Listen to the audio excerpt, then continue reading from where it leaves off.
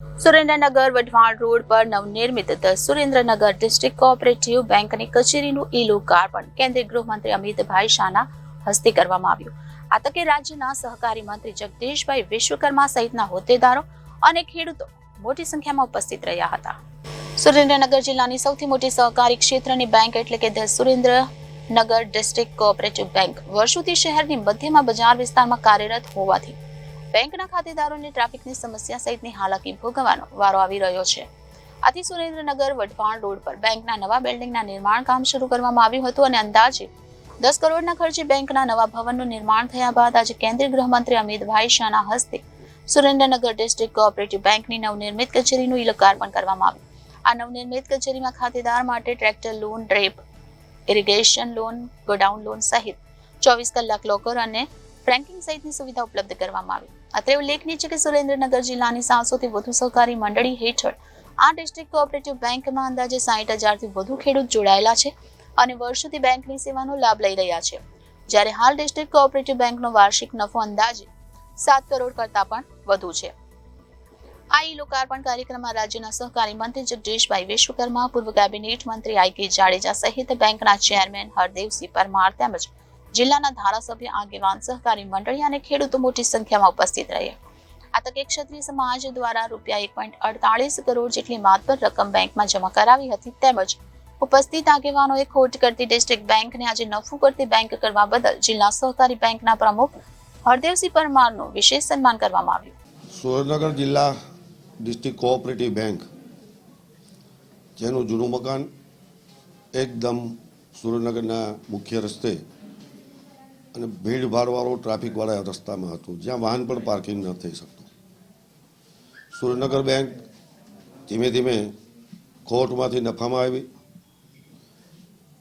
અદ્યતન બિલ્ડિંગ બનાવવાની અમારા બોર્ડની એક નેમ હતી કે સુરેન્દ્રનગરને એક કોર્પોરેટ લુકનું બેંકનું જિલ્લા કક્ષાનું બિલ્ડિંગ મળે. તેના માટે અમે સ્ટેટ કોઓપરેટિવ બેંકમાં પણ રજા મંજૂરી માગેલ, સહાયની પણ અમે કરેલ અને રાજ્ય સહકારી બેંકના ચેરમેન શ્રી અજયભાઈ પટેલે આ બેંકને આધુનિક બનાવવા માટે 10 કરોડ રૂપિયા જેટલી સહાય આપેલ.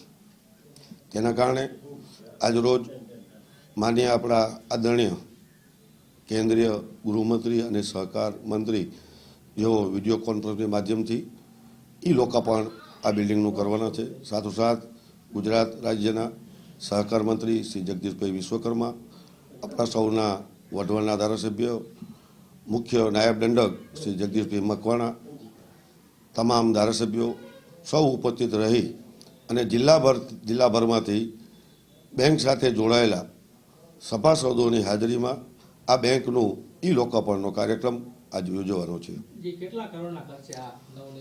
આ મુખ્ય બિલ્ડિંગ એ પીપલ્સ બેંકનું જૂનું બિલ્ડિંગ હતું. ફરચા બિલ્ડિંગ ફરચામાં હતું. ફરચા અધિકારી દ્વારા આનું ટેન્ડરાઇઝ કરી 6 કરોડ ને 1 લાખ રૂપિયામાં આ જમીન અને બિલ્ડિંગની અમે ખરીદી કરેલ. તે પછી જૂના બિલ્ડિંગને તોડફોડ કરી આગળનો પાછળના ભાગને ડેવલપ કરી 4 કરોડ રૂપિયા જેવો અંદાજિત ખર્ચો આમાં કરવામાં આવેલ છે.